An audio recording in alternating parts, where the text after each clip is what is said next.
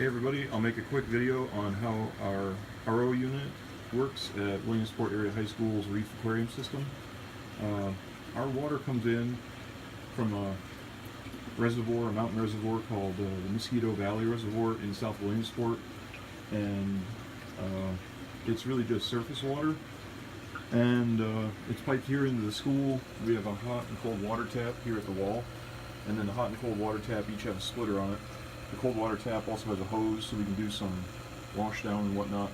And the cold water tap, or the hot water tap, also has a splitter in case we need to access hot water for any other reason. But the cold water comes out through this black line, and the hot water comes through that 3/8 inch, I think it's 3/8 inch, white line. And they both feed into this tempering valve. So you can buy these tempering valves on Amazon. They're like 25 or 30 bucks. The hot water comes in on the left, cold water comes in on the right. It's not necessary to have those valves on it. I just kind of happen to have some 1/2 inch threaded valves and wanted to throw the thing together real fast. That's kind of how it ended up, but I'll eventually swap them out to be just female-female couplers.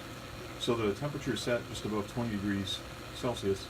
The tempering valve works very much like tempering valves that are on showers. So what it does is it has a bimetallic strip that makes the outlet water always be at the same temperature. The outlet water is coming out the bottom, and you can see here, this is the water pressure right now in the school, and it's early in the morning, so we're at like 42 psi or so. But throughout the day, that fluctuates wildly as there's different water usage demands. Here's the outlet water temperature. So right now, you know, it's like 75 Fahrenheit. And the water's running right now.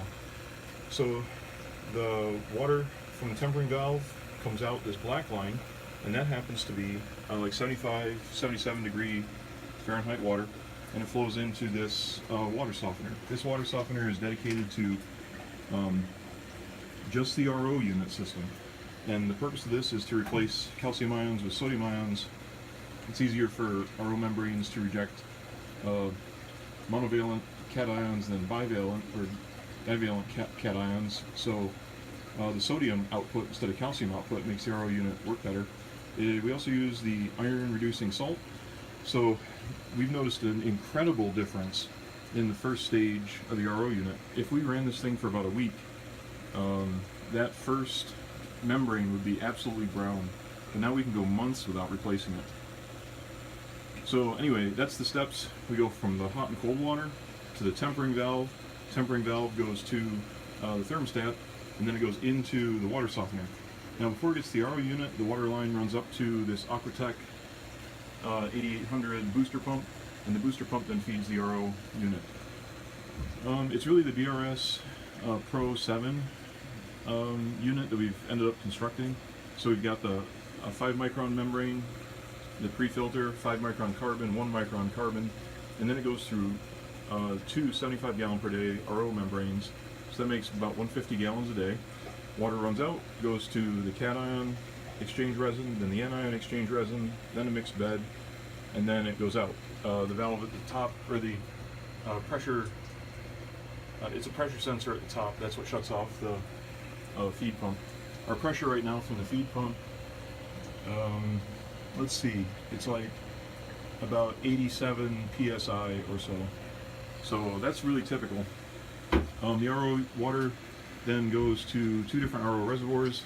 We have a 44 gallon Rubbermaid group for our backroom system, and then a 100 gallon Rubbermaid group stock tank for the main room system. But here, right near the mixing station, or near the RO unit, we have our main mixing station. There's a 400 gallon doorway tank, and then a 200 gallon Norwesco vertical tank. So altogether these, you know, they hold 650 gallons, but we don't let the water go right to the top. So it's like 625 gallons or so. The water recirculates between them with a current loop pump. So the water gets pumped up from the bottom of each of the tanks, goes into the loop pump, which is behind the water softener, heads up the wall where it splits and goes to one and then to the other.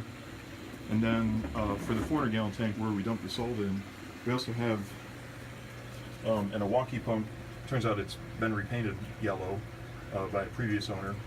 That Milwaukee pump then takes water from the bottom of the 400-gallon tank, pumps it up through the top, and then into the top there's an eductor that helps to mix the water. So it's a pretty high flow rate on the left-hand side of the 400-gallon tank, and that's where we dump the RO water. And then we can get water to come out a couple different places. In the backroom system, we have the 75-gallon sump that's included with the backroom system. We can do water changes directly in and out of that. The bottom of that tank has a water line that we just put right down this floor drain. The floor drain comes off the floor, put the drain line down, dump 75 gallons of water, and then refill it with this valve right here. And then otherwise that blue flexible line, that runs into the fish room. So we just lay that across the floor here, and that plugs into this inlet, which is a quick release inlet, and then we open that valve up and we can fill up the sumps. So in the main room we have 5 sumps with a total volume of about 600 gallons.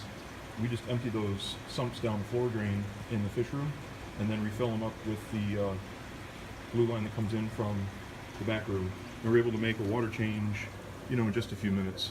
Pardon the mess, we're reorganizing stuff. So that's how it all works. Hopefully that answered your question about the tempering valve. They absolutely work. It works well. It's reliable, has no moving parts, there's no electricity, and you end up with tempered water going into your RO membrane.